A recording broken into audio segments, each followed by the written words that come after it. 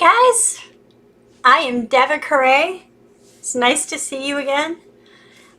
Please, somebody put in the comments that you can hear me and that it's all working as needed.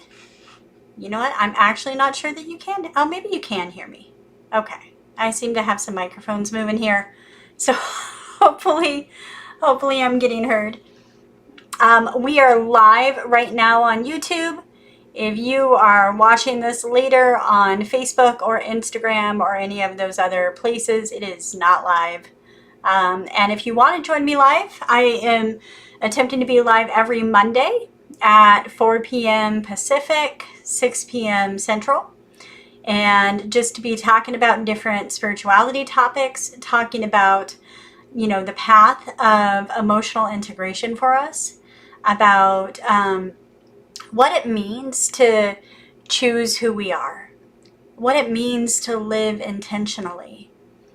And, these are topics that I'm going to be bringing up on a regular basis, topics that I'll probably bring up a little bit each week. And everything that I do talk about ultimately relates to that, right? It ultimately relates to being conscious about the person that we're choosing to be in this world. So that's what I'm hoping to talk about each week. And if you want to join live, you can. And on the live broadcast, if you have different spiritual related questions, such as, how do I start meditating?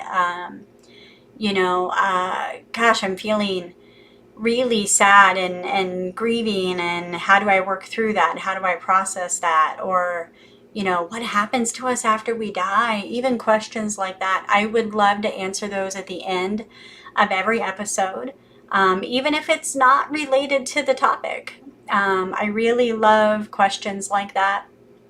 And just because I use those questions as examples doesn't mean I have firm answers to them. It just means that, I have thoughts around them, and I'd love to be able to share them. And really, I think it is our collective thought that we come up with together that creates the reality, right? That we see, that we experience.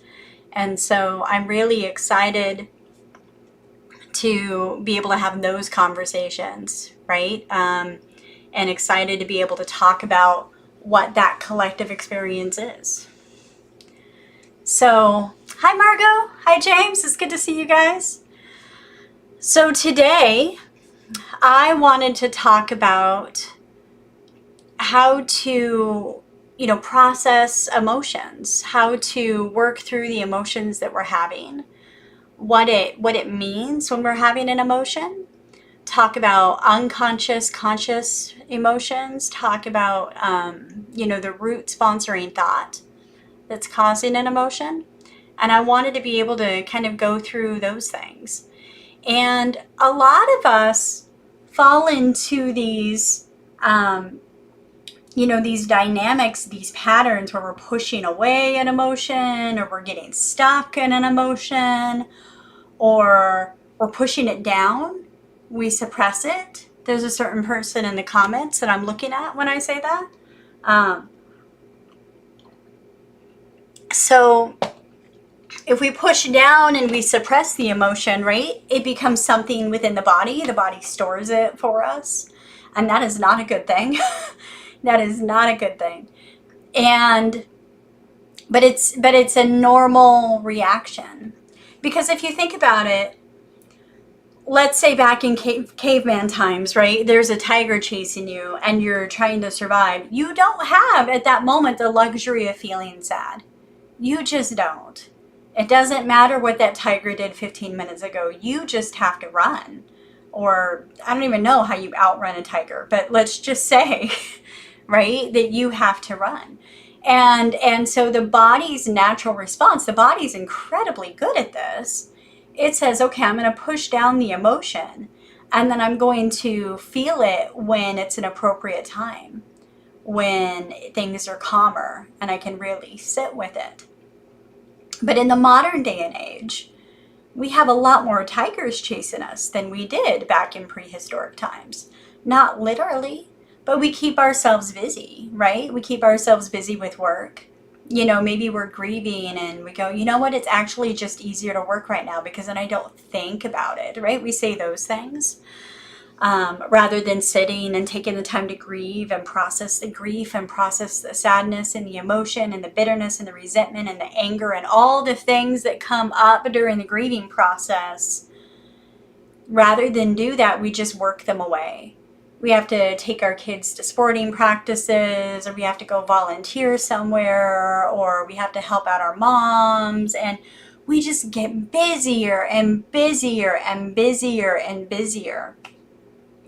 And we stress ourselves to the point where the body really does think that it's running from a tiger, and it has the same stress response as though it is, but it's prolonged. It never actually gets rest.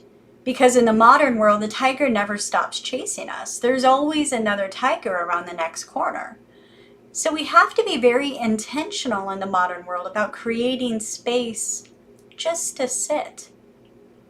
You know, a lot of people think that they can't meditate because the moment they sit down to meditate, the moment that that happens, their mind starts running, right? The moment they sit down for a little bit of peace and quiet, their mind's like, okay, I gotta make dinner, and I gotta do this, and I gotta do that, and I gotta do all these things. Oh my God, I'm supposed to be meditating. I'm failing at this. I can't do it. I can't meditate. Why am I even trying? I'm such a big failure. And then we think about all the ways that we're a failure. I'm a failure at work. I'm a failure in this. I'm a failure in that. And it just kind of goes into this weird, horrible shame spiral. If we sit and we recognize instead that the brain never actually gets a chance to think, because we spend so much of our time running from the tigers of the modern world. If we sit and realize that the brain never gets a chance to think, and then the moment that we sit down and quiet all the distractions, you know what the brain wants to do? It wants to think. It wants to really sit there and think. And so to be successful at meditating is probably going to take a few days of just letting the brain just think, just letting it go. And then eventually, you know, after a couple of days of this, of like letting it go and thinking, and you know, when I was starting out, I would even just like write down thoughts because there were things that I didn't want to forget, you know. And no, this isn't meditating, it's just thinking. It was consciously choosing to just think. But after, you know, 15 minutes, after like the third day or so of this, after the first 15 minutes of thinking, all of a sudden it would stop. And I was able to be quiet. And my mind was able to be quiet. And everything around me was able to be quiet. And then I was able to go, oh, well, this is what it's about. And it's still a little uncomfortable. I'm not saying that it's going to be immediately comfortable the moment that it's quiet. But also you begin to recognize the value in it. And you're open to experiencing the discomfort while you get used to it. Right? And so we're constantly moving and we're constantly going to the point that we don't even allow ourselves to think anymore. That when we do sit quietly, guess what comes up? Thoughts. Right? And then when we sit quietly, because we've been pushing down all of our emotions all along, because we're being chased by tigers, we don't have time to feel sadness or grief or anger or anything. When we finally sit long enough to think, then we also sit long enough to feel emotions. And when emotions start bubbling to the surface, when they start coming up, now that can feel very uncomfortable because we're not used to looking at them and we're not used to sitting with them. And honestly, it could take the body, because we're running so much, because we're so stressed, it can take the body a few days before it feels comfortable to even let you feel the emotion. So you might even have a successful meditation session or two, and then the next day you might be feeling a whole lot of emotions, and then you're like, well, now I'm doing it wrong again. No, you're not. The nervous system is just finally relaxing. The nervous system is sitting there and going, we're finally not being chased by a tiger. And I can actually feel all the things that I've been suppressing for so long. And some of the ways this happens, some of the things that we feel first, At first, we'll feel physical discomfort, usually. People will experience that they've been running on adrenaline so long that they have been pushing down the physical sensations of something being wrong with their body. A knee being out of whack, a hip joint, their back, something like that. When you finally sit after a long day and your back just kind of like, like if anybody knows what I'm talking about, my back does that, right? We sit after a long day and our back finally relaxes, and then we realize how much pain we've been in all along, right? That can happen. Certain organs might start letting us know that they need help. We might experience pain in our liver, pain in our heart, pain in our stomach. And these are not things that we were able to do while the cortisol was running through our system, while the adrenaline was running through our system, and that we were being chased by a tiger, right? When you're being chased by a tiger, you don't have time to understand that your stomach has been kind of yelling at you this whole time. So, that's one of the first things that will happen. And then as the body symptoms kind of start to subside, or, okay, the body now knows what's going on. And people will experience that, by the way, when they start eating healthy as well. When they start taking certain supplements and they start eating healthy, and then, like, let's say they're anemic and they start taking desiccated liver or eating liver, and then all of a sudden the anemia gets better, but now they're feeling a whole bunch of other things. That's because the body was suppressing all these. It's like the notifications on your phone, right? Instead of giving them all to you at once, it's actually suppressing a whole bunch of notifications, so you pay attention to the anemia. Because the anemia is the important thing. You're not getting enough oxygen in your blood cells. That's a major, major issue. You can't do much without that. Even though it's relatively easy to fix, most forms of anemia are relatively easy to fix, the body doesn't know that. It becomes a relatively severe issue. So it kind of puts that up to the top of the list. And then the moment you take care of the anemia and your energy comes back and you're able to like get through your day without breathing heavy and the whole bit, all of a sudden other things start breaking down or start letting you know what's going on, right? So that's another thing that will happen. But all the physical stuff aside, we're here to talk about emotions. So all the physical stuff aside, once you really sit and the body feels comfortable and the nervous system feels comfortable, then emotions can come up out of nowhere. And you could be like, I'm crying, but I don't know why I'm crying. Or you could be watching a TV show and something may happen that's relatively poignant in the TV show, and but it maybe isn't as poignant as your emotional response, and you might be sobbing and sobbing and sobbing because it's the catharsis, right? It's the emotions that are allowed to finally be released, that they've been suppressed. They're being stored in the body in some way, and now the body can rest and the nervous system can rest and these emotions can start coming out. And that's one of the things that we'll experience.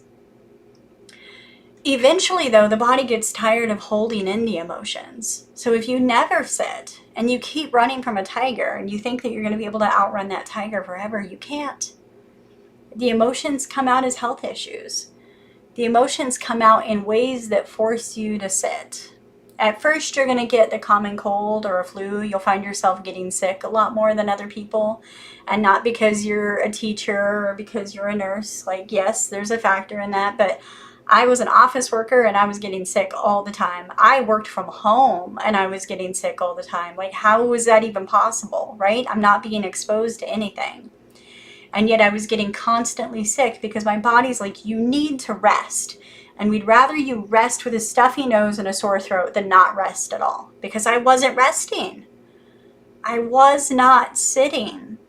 I was constantly on the go. I had to constantly keep myself busy.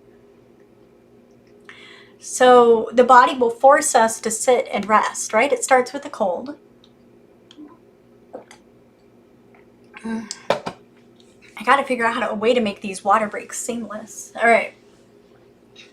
So it starts with a common cold or a flu or something like that.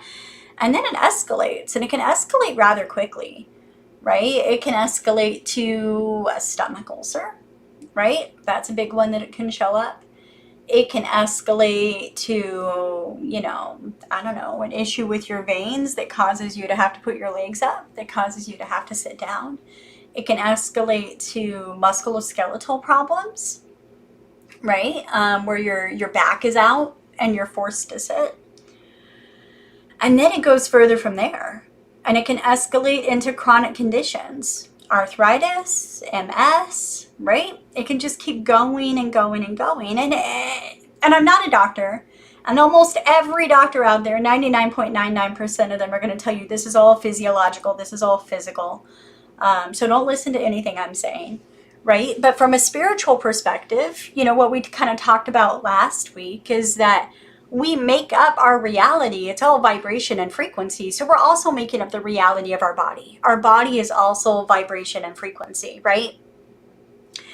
And so if the vibration and frequency of our body is such that, you know, it's really struggling to get enough time to sit and rest, and it's really struggling for the nervous system to be able to relax, we will manifest things in our body that come up, that cause us, that force us to sit, that force us to connect with people.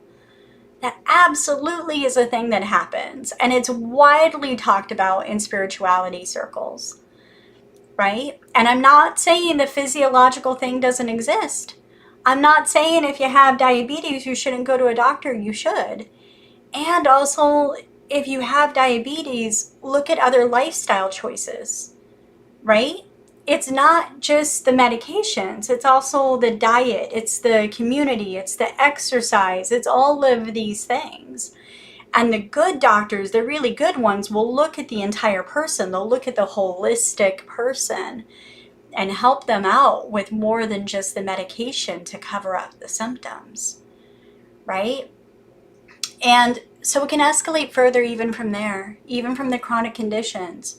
And this is where we start seeing people get cancer, right? And often the cancer, the area of the cancer, not always, but often it's related to the thing that the person was ignoring about their lives, right? We can look at breast cancer and see it in people who overly give of themselves and who sacrifice themselves, sacrifice every part of themselves.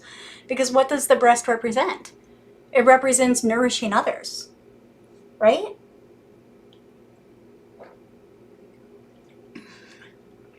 So these emotions that we suppress or that we push down or that we avoid feeling, they can turn into physiological issues with the body. They absolutely can. And even if it's from the perspective of you're a nourisher and you give too much of yourself and you're constantly giving to other people, maybe you don't take care of yourself physically. Maybe you haven't figured out that the best way that you can take care of other people is by taking care of you first, by putting on your own oxygen mask. You know, that's what they tell you when you're on an airplane. And they have to tell every mom that ever. And they have to repeat it every single time. If the oxygen masks fall from above, put yours on first before you assist a child.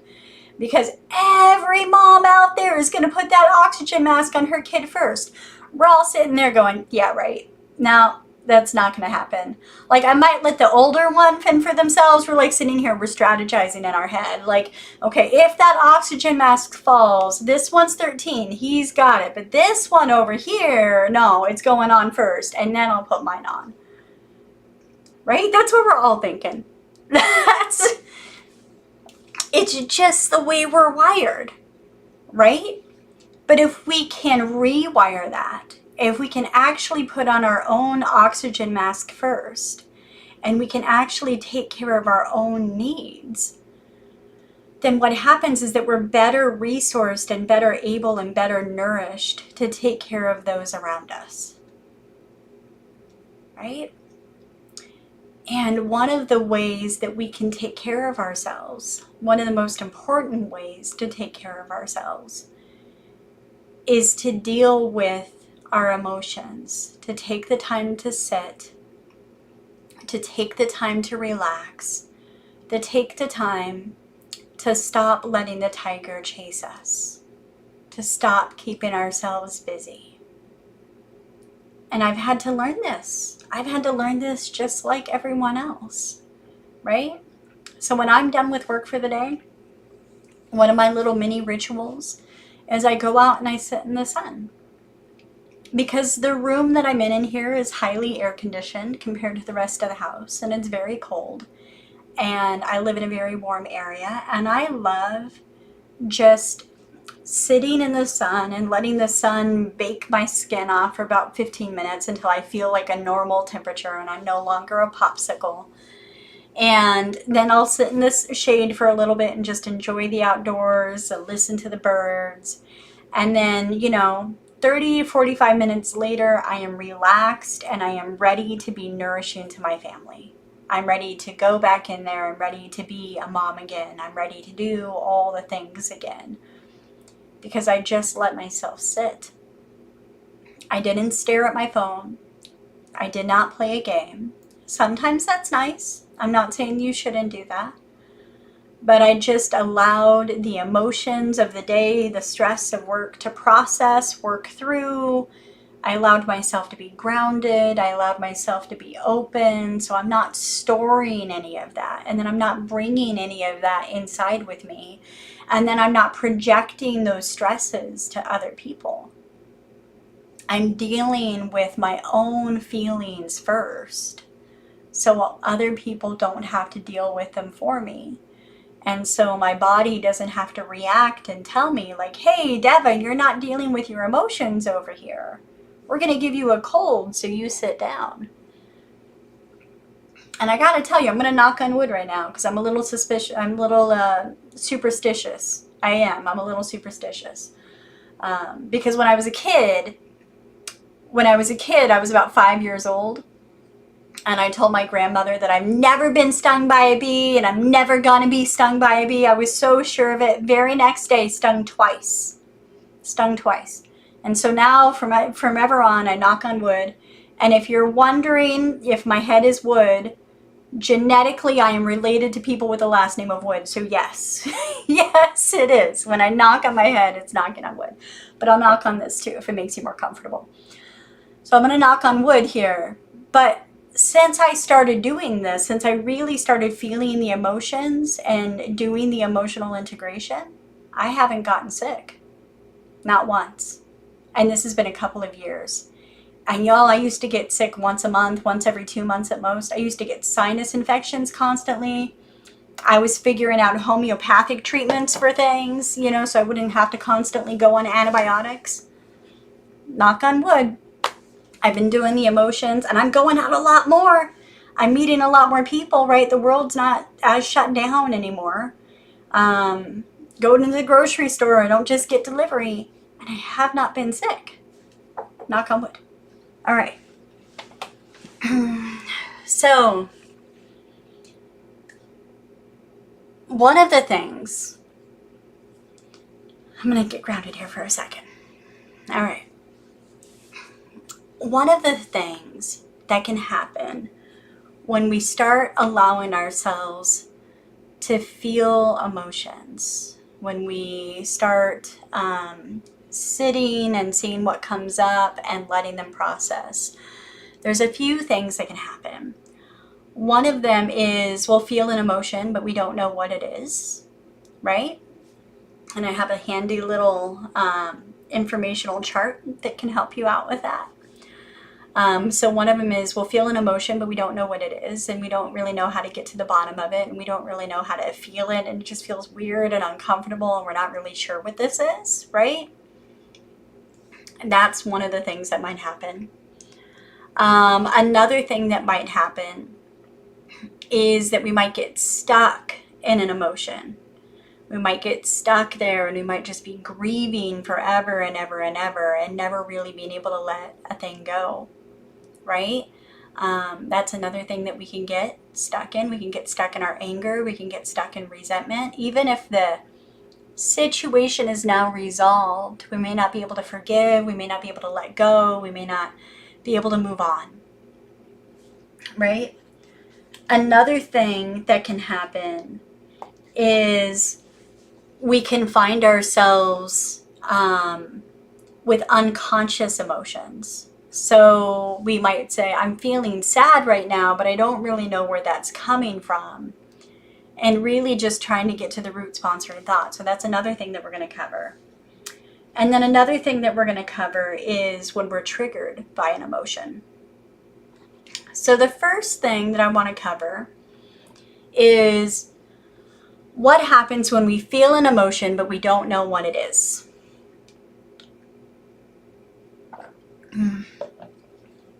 So there is a condition out there, and I'm not saying that you have this condition if you if you're not able to identify your emotions.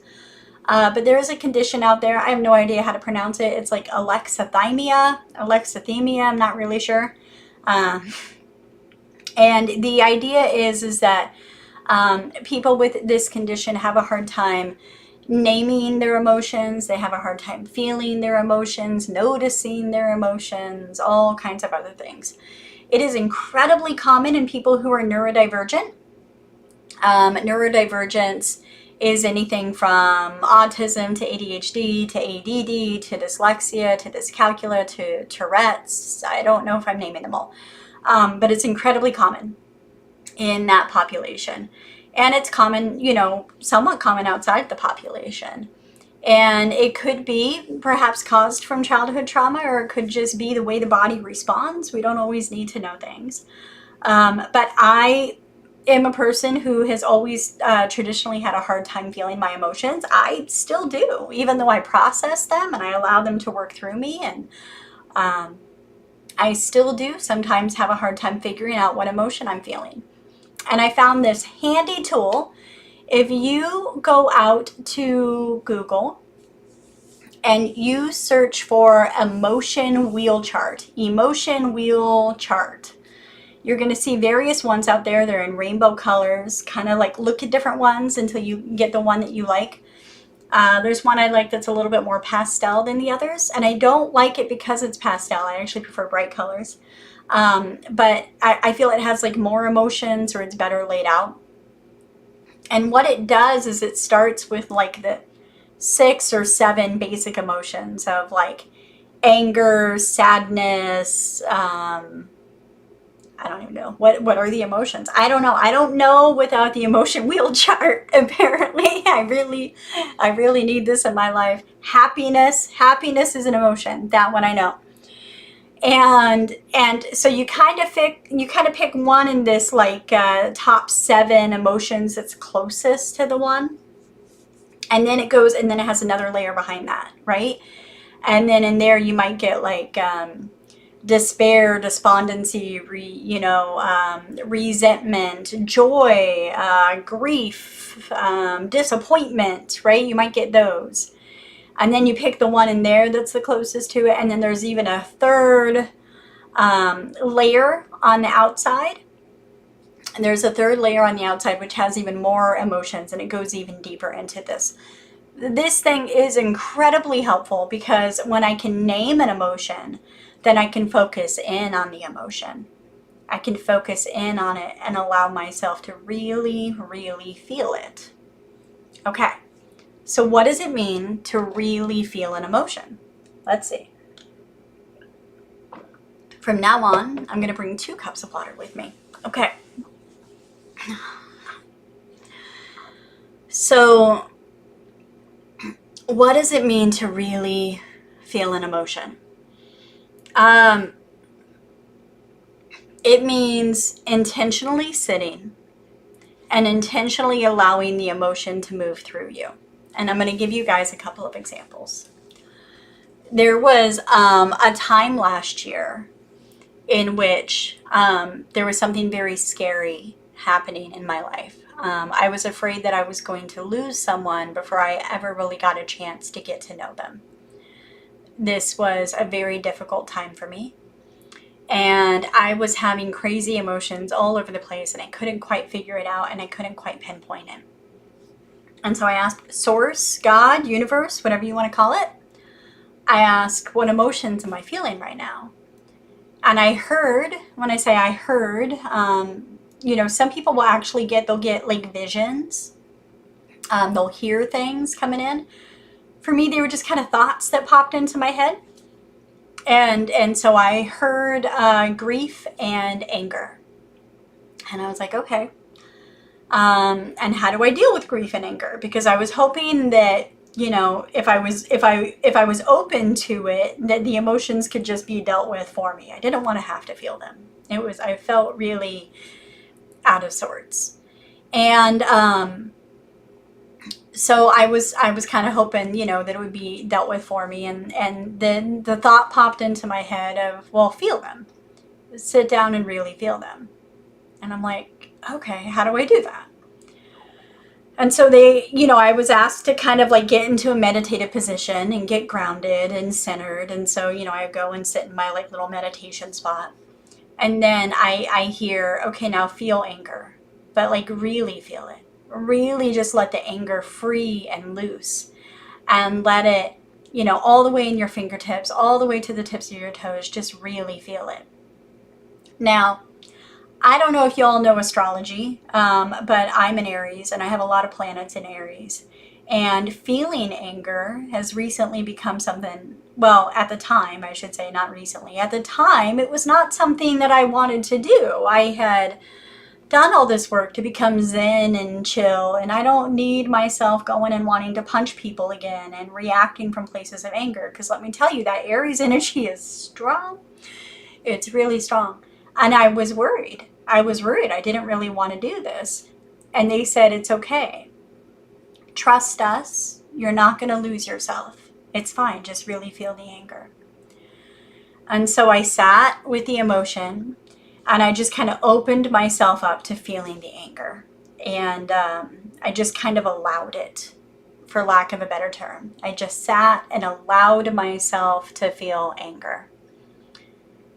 And when I did, I felt it everywhere, from the top of my head to my fingertips to the tips of my toes. I felt red. I felt hot. I felt rage. I felt this intensity. I actually found myself grunting. I was outside, so I didn't want to be too loud or else the neighbors would hear.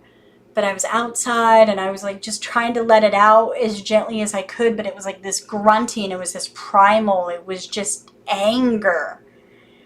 And then the strangest thing happened. After about a minute, 2 minutes max, it stopped. And since this was the first time I had done it, I actually tried to hold on to it. I was like, wait, no, I'm supposed to be feeling anger right now. They told me to feel anger. But there was no more anger left to feel. It just disappeared. I had fully felt it. I had fully processed it. I had allowed it to work through me. And then they said, okay, now feel grief.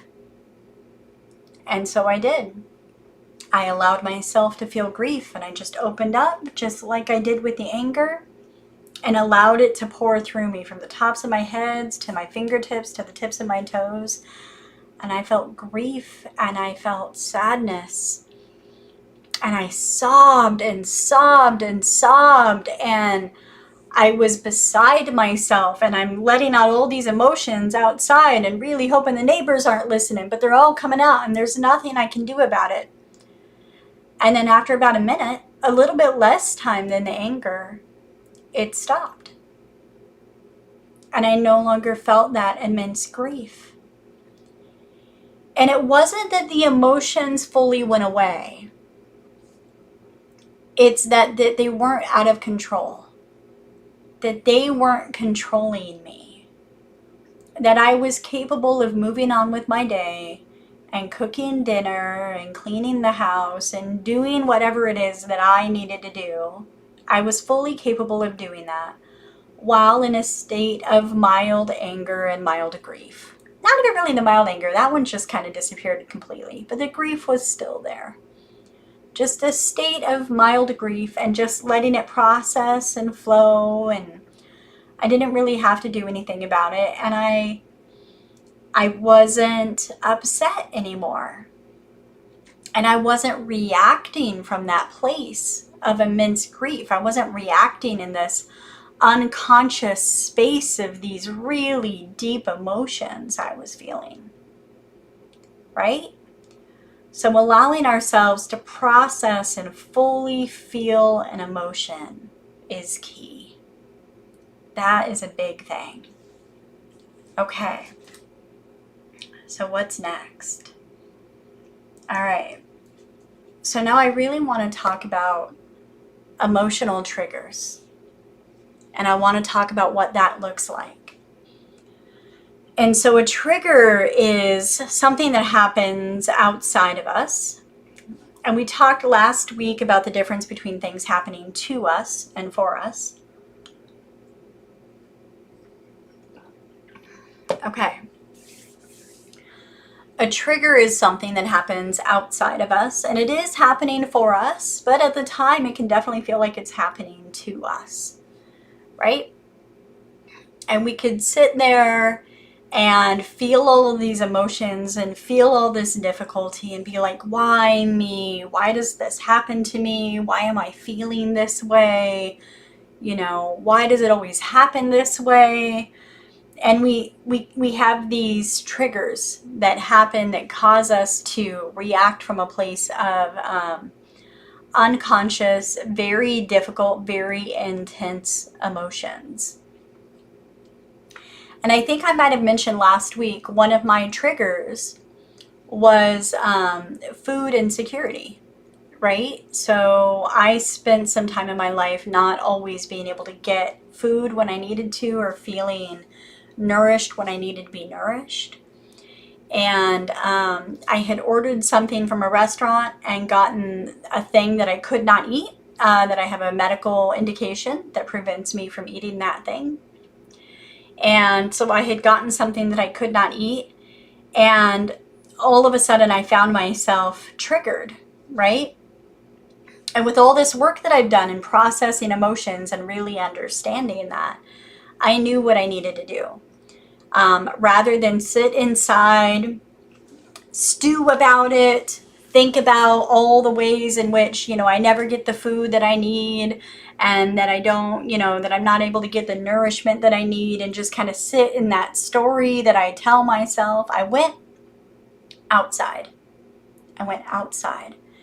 And I told my kids, hey, I'm going outside because right now I'm not going to be a very nice person. Don't bother me. Unless it's an emergency. If somebody's bleeding profusely or there's a fire, yes, bother me. But otherwise, just let me be. You know, here's the Band-Aids. Here's your stuff. You know how to do it. They're old enough. They got this.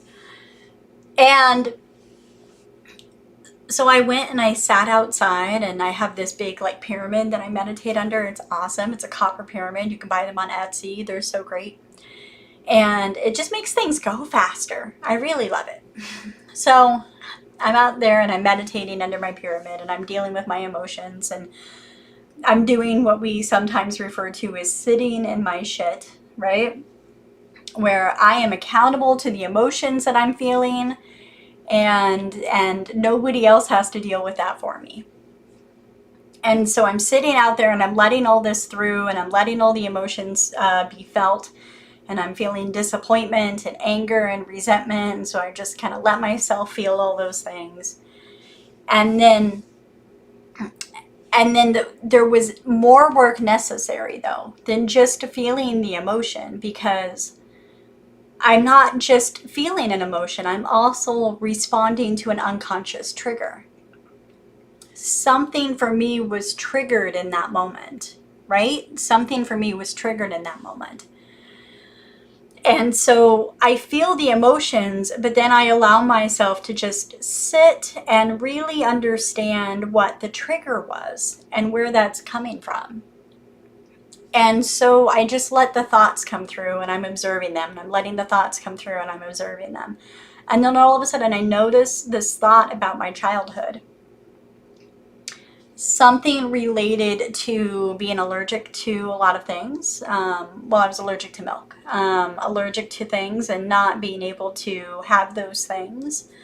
And then, you know, sometimes being given the thing that I was allergic to and then having it cause certain health problems, right? And this kind of thought comes in, this memory comes in. And all this time that I thought that I was having food insecurity, I thought it was about other things. And then I realized this was actually the root thought. This was the root cause. This was so early on in my childhood that it was burned into my memory. That if I don't get the right things, I could end up very, very sick. Right? Because I would get sick every time I had milk. Very sick. If I don't have the right things, I could end up very, very sick. And I felt, and so I was being given milk as a young child by a family that didn't believe that I was allergic to milk. And every 2 weeks I would get tonsillitis, and I'd end up on a massive course of antibiotics, and I had major ear infections and major sinus infections, and I couldn't breathe through my nose for the first 7 years of my life. Like, I still don't really associate emotions with smell in any way because I never really experienced smell when I was growing up. And I spent all kinds of time, right, at various doctor's offices and having to deal with all of that. And I realized that it became an act of, I don't want to say violence, but an act of the opposite of love, right? The opposite of love. To me, it became that unconsciously, to have somebody give me food that would hurt me. And then I realized in that moment the people at Chipotle don't know who I am, and they're just doing their jobs, right? They don't know the whole childhood. They're just doing their jobs. They accidentally gave me the wrong thing. They're fine. Chipotle's not the issue. But I couldn't consciously, like fully consciously sit in the space of, oh no, the people at Chipotle just made a mistake and I got plenty of food here to eat. I couldn't bring myself to see that as long as I was being unconsciously triggered over here with this childhood thing that was happening, right? So the moment that I was able to see that, and the moment that I was able to recognize, oh, this childhood thing, oh, I get it now, then I was completely fine with the Chipotle thing. And then I was ready to go inside and make myself some food I could eat. So we get these unconscious emotional triggers, right? We get these unconscious emotional triggers, and we really have to just keep going and going and going into the root sponsoring thought to find out what it is that causes us to react in these ways so we can heal it. And there's different ways of healing it. A lot of people store these emotions in their body. In fact, that's a very common thing to do, or store the memories in their body. It's a very common thing to do. Store the trauma in the body. And so things, I mentioned last week, doing ecstatic dance, like dancing out the emotions, like where it's stored, like expanding the body, contracting the body, hugging the body, expanding it, opening it, seeing a somatic psychotherapist, working with sound therapists who use the tuning forks to do vibration and frequency, right, to release things. Acupuncture could probably release things. Massage could probably release things, right? There's so many ways that we can do it. But honestly, sometimes even just becoming aware of it, because it's unconscious, sometimes just becoming aware of it heals it. In that moment when I became aware of it, it wasn't controlling me anymore. And I was healed from it, right? So just being open to that idea, being open to allowing yourself to be healed by becoming consciously aware of something. It's very possible, and it very much does work. All right, I've talked for 44 minutes. I'm going to stop now. I have more to say on this, but there's more episodes coming. There's no lack of Devah Koure podcasts in the future. I had a lot of fun talking about this. Hopefully you guys enjoyed it. I'm going to look very briefly at the comments to see if there's anything for me to answer. James asks, what do you think about when people intentionally throw themselves into a situation to be chased by a tiger or fun? Example coming, like playing a video game where your adrenaline is running because of faster falling Tetris blocks, or trying to avoid a Koopa Trooper, or sitting at the edge of your seat in hopes that your favorite team wins the big game. Um, yeah, a lot of people do that. You know, we have a term for them. They're called adrenaline junkies, and I was one of them. My adrenaline, my adrenaline of choice was the adrenaline that came from procrastinating at a job and then having to do everything in the last few minutes, or taking on impossible things to do at work and then finding a way to like pull it off. Um, that's how I got my thrill, and also how I became really burned out. Not a thing that I would advise people to do.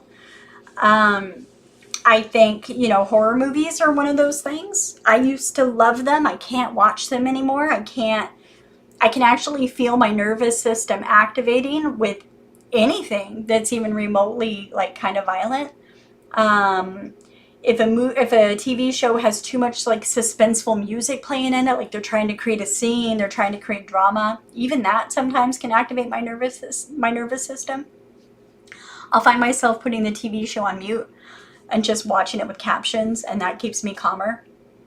Um, I think, you know, and then you even have like almost literal running from tigers with like the charging of the bulls, right? And sports like that. And I don't know. People just really like the adrenaline. They like the risk of things. I don't think I'm very, you know, anti the charging of the bulls. I don't think it's a good thing for the animal.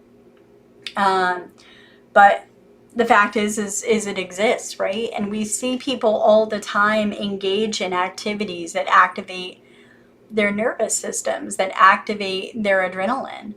And it can be a thing that our body gets addicted to.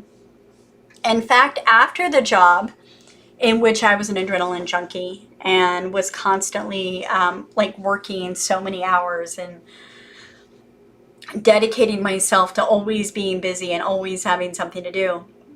After that job, I got another job where after the first 6 weeks, I had nothing to do for months. And they kept me on because they needed me. I was a contractor and they needed me to do something at the end of the project. And I kept asking them for work to do and work to do and work to do, and they had nothing to give me. And I was so completely bored out of my mind. I could not figure out how to function. I was insanely bored. And yet it was the absolute perfect job because it gave me an opportunity. It gave my body an opportunity to come down off of the adrenaline. It gave my body an opportunity to stop being addicted to it. Our brain, our bodies create certain chemicals, and then we become addicted to them. And then our cells continue to want them. And we have to replace those chemicals with other chemicals, right? We can fill up our body with chemicals of, you know, self-hatred, self-loathing. We can fill up our body with chemicals of depression. We can fill up our body with chemicals of joy and optimism and abundance. Whatever you are constantly thinking or bringing into your life, your body is going to want more and more and more of that because it becomes addicted to what is comfortable for it. And adrenaline is just another one of those things that it can do that with. Yeah. So, would having some creative work, a book, a song, or a movie, causing me to laugh or cry or get angry, is that being triggered or something else? I think it depends. If you are noticing what it brings up for you, and you're noticing the emotions, and you're immediately thinking of the memories or thinking of the ways in which that reflects your life, then it's not necessarily triggered as it is catharsis, right? It's an opportunity for healing, and it's an opportunity for choosing something else. I think if something happens to you and you feel immediately angry or resentful or you know, emotional, and you're not really sure why or what it is or where it comes from, and you feel really uncomfortable, that is more likely to be a trigger. and probably something where you need to sit with it and really understand the memory that's causing that. Hopefully that was a good definition. Just, that's my humble experience. I'm not a psychologist, right? There could be other people, and I hope that you add to the comments anything that feels right for you. Anyway, that's all I have to say for today. Thank you so much for all the awesome comments. I appreciate everyone. I'll be posting this on Facebook and Instagram soon. You all have a wonderful evening, a great rest of your day, a great rest of your week. I love you all. I'll talk to you guys